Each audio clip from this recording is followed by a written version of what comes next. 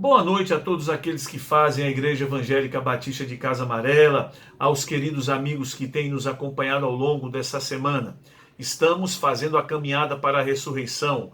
Hoje nós estaremos dando o nosso quarto passo e, para tanto, eu quero convidar a todos que abram as suas Bíblias em Filipenses capítulo 2, versículo 8. Filipenses capítulo 2, versículo 8. Diz assim a Escritura Sagrada: E Jesus, sendo achado na forma de homem, humilhou-se a si mesmo, sendo obediente até a morte e morte de cruz.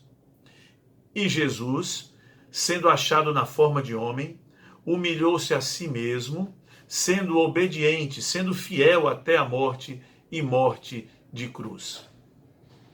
Meu amigo, meu querido irmão, não há dúvidas que o símbolo da cruz faz parte do nosso cotidiano.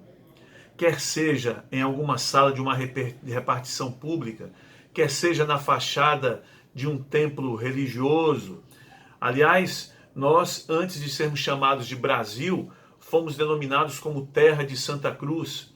Também não é verdade que muitas vezes, quando enfrentamos um problema muito difícil, nós dizemos: que cruz pesada eu estou carregando. Enfim, a cruz sempre faz parte constante do nosso imaginário popular, é um símbolo sempre presente. Mas eu queria ir além dessas percepções que eu falei sobre a cruz, que são percepções superficiais, têm um significado, mas são superficiais. E queria convidá-los a que nós olhemos para a cruz com os olhos da fé.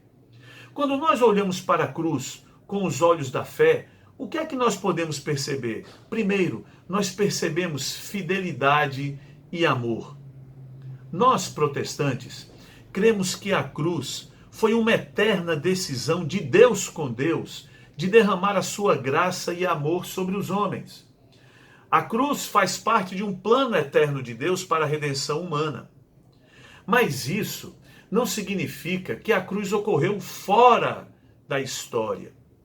A coisa não aconteceu assim. Por exemplo, Jesus chega, chama Pedro assim no canto e fala: Pedro, é chegada a minha hora. Tu sabes que eu terei que ser crucificado. Portanto, vai ali na esquina, naquele marceneiro, leva alguns discípulos contigo, João e Tiago, aluga uma cruz, carrega até aquele monte e me crucifica.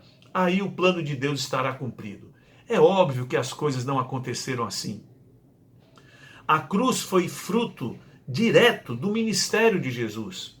As opções que Jesus assumiu, as palavras que Jesus dirigiu contra a religião dominante da época, as atitudes que Jesus tomou ao longo do seu ministério, elas despertaram a ira e o furor das autoridades religiosas e políticas. Portanto, a cruz, ela está em íntima conexão com o modo como Jesus viveu. Se não, perceba, várias foram as vezes que Jesus foi acusado de quebrar o mandamento da guarda do sábado. Jesus já havia dito para os fariseus que o homem é mais importante do que o sábado. E Jesus, por diversas vezes, foi reincidente na quebra do mandamento da guarda do sábado. Na época de Jesus, ser reincidente na quebra do mandamento da guarda do sábado implicava em punição com a pena de morte por apedrejamento. E Jesus sabia disso. Mas eu pergunto, Jesus retrocedeu na sua missão? Jesus deixou de quebrar a guarda do sábado para ajudar as pessoas? Não. Jesus também, por diversas vezes, foi acusado pelos fariseus de feitiçaria. Sim, de feitiçaria. Eu não sei se você lembra, mas certa feita, os fariseus se aproximaram de Jesus e disseram que Jesus expulsava demônios por Belzebu, em nome de Belzebu. Essa frase significa feitiçaria. Jesus foi acusado pelos fariseus diversas vezes de feitiçaria.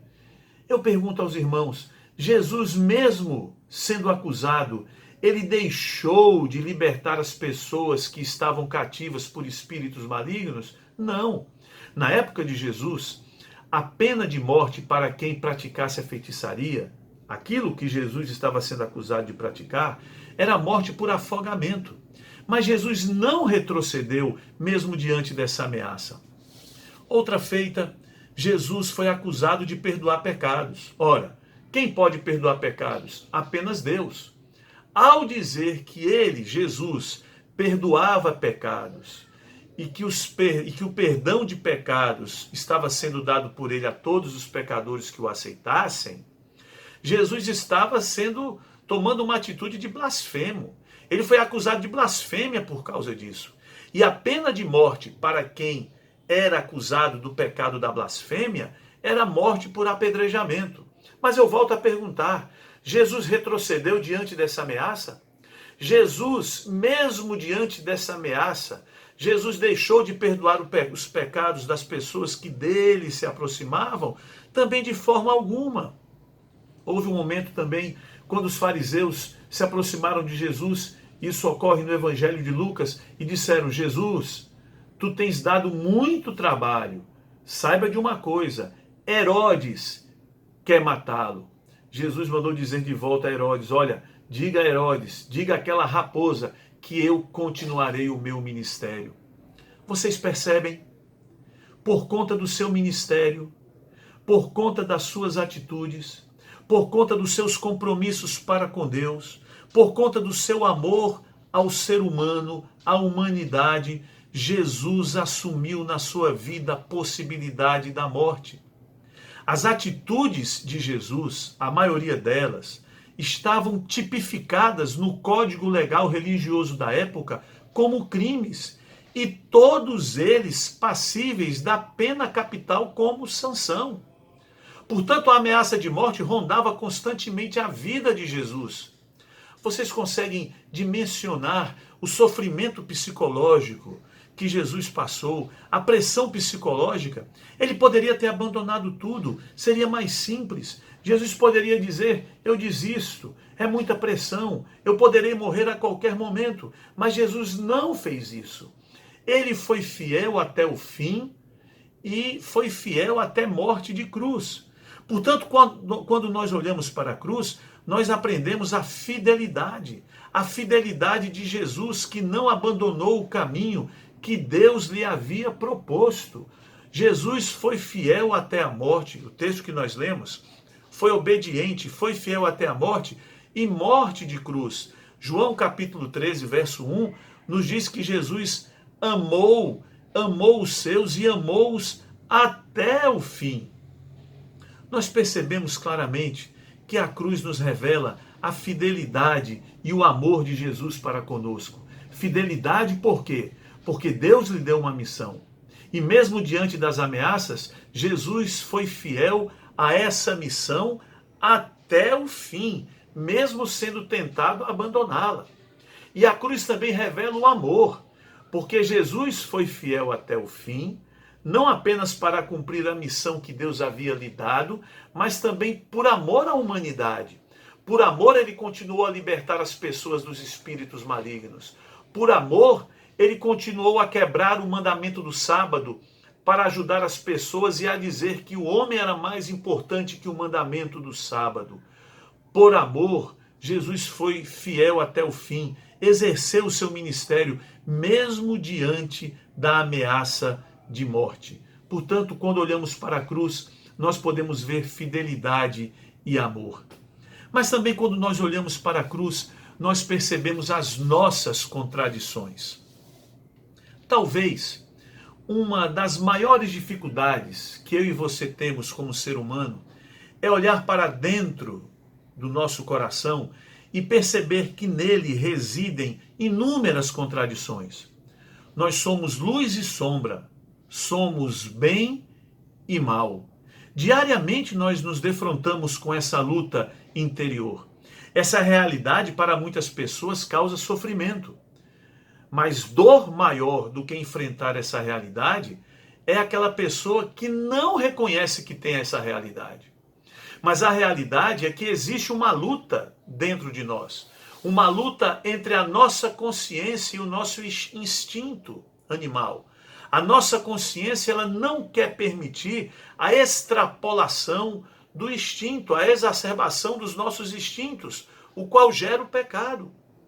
Paulo descreve bem essa realidade no capítulo 7 de Romanos. Eu destaco o versículo 15, quando Paulo diz: porque o que eu faço eu não aprovo, pois o que quero, isso não faço, mas o que aborreço, isso faço. Paulo fala dessa contradição que habita todos nós. E, meu amigo, foi toda uma atmosfera de ódio, de inveja, de egoísmo, de maldade, de fechamento para o amor de Deus, de má vontade por parte dos religiosos e das autoridades políticas da época, que colaborou decisivamente para a crucificação daquele que veio pregar o perdão dos pecados. No coração dos fariseus e dos políticos que crucificaram Jesus naquela época, a sombra sobrepujou a luz. Não é verdade que às vezes é difícil reconhecer que essa realidade habita dentro do nosso coração? Que muitas vezes no nosso coração, junto com a bondade, com o amor, com a solidariedade, com o equilíbrio que existem dentro de nós, mas também habita a inveja, o egoísmo, o vício, a má vontade e o individualismo? Essas coisas também habitam o nosso coração. Olhando para a cruz, nós somos desafiados a realizar esse autoexame. Escute bem que pode ser doloroso, mas é o caminho, o único e necessário caminho para alcançarmos maturidade espiritual. Reconhecer que o pecado nos habita. Reconhecer que as contradições estão dentro de nós o tempo todo. Para sermos santos, nós temos que nos reconhecer pecadores e contraditórios. E a cruz nos ajuda a enxergar isso. Mas, amados e amigos, a cruz também nos aponta o perdão dos pecados. Uma coisa que eu experimentei na minha vida durante muito tempo, e eu sei que é uma luta que muitos enfrentam, foi uma culpa gigante por ter dentro de mim essa natureza contraditória. Muitos enfrentam essa culpa de trazerem dentro de si a contradição de luz e sombra, de bem e de mal. E o pior, quanto mais essa culpa que se tem pela contradição ambulante que nós somos, por esse nosso estado, mais nós nos inclinamos para o pecado. Mais nós nos inclinamos para a exacerbação dos nossos instintos. Mas escute bem, você não precisa ficar amargurado com essa culpa, se dilacerando com ela. A cura ela vem pela cruz.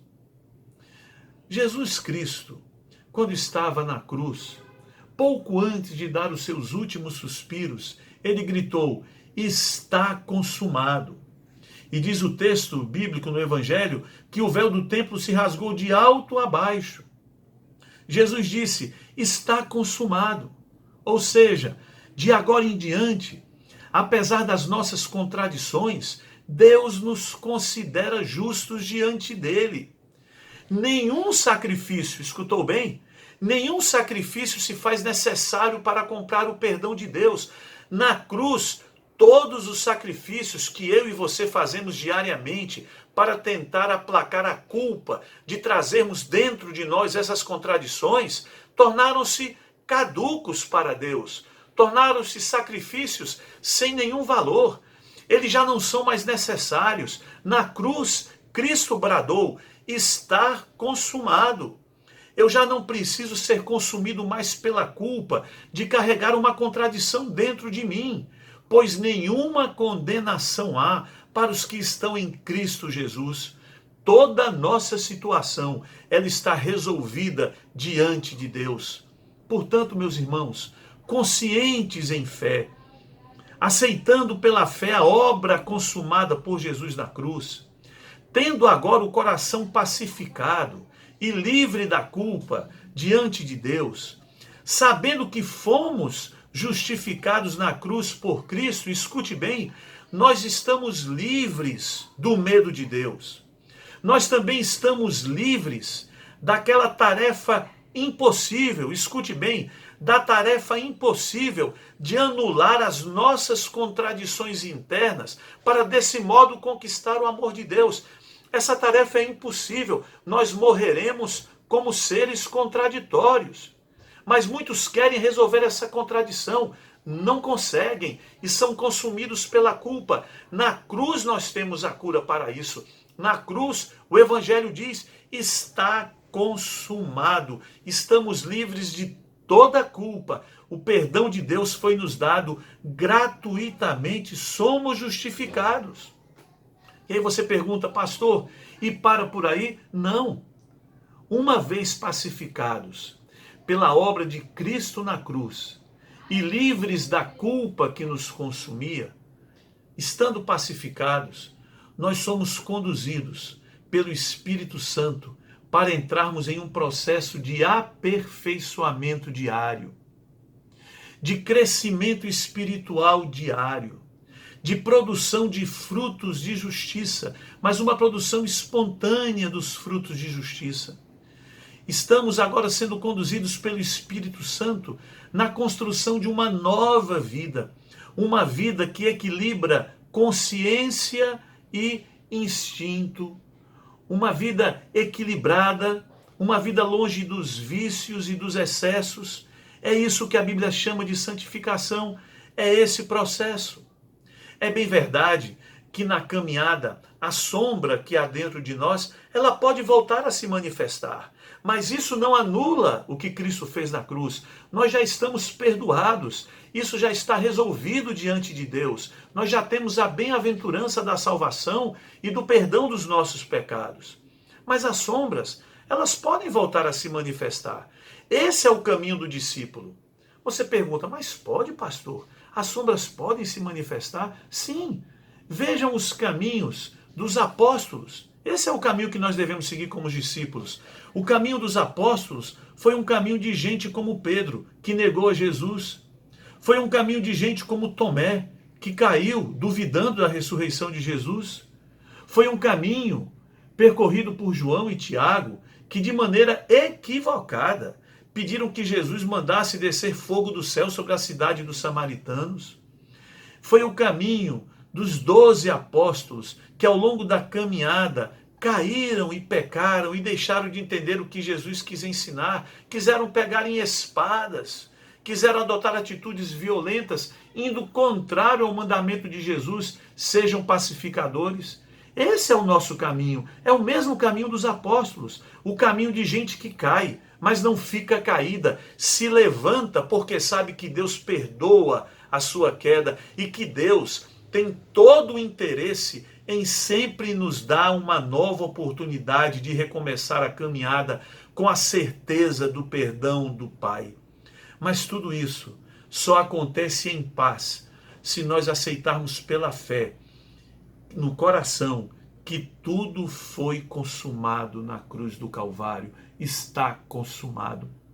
Meu querido irmão, meu querido amigo, é essa palavra que eu queria deixar com você, essa palavra final: está consumado.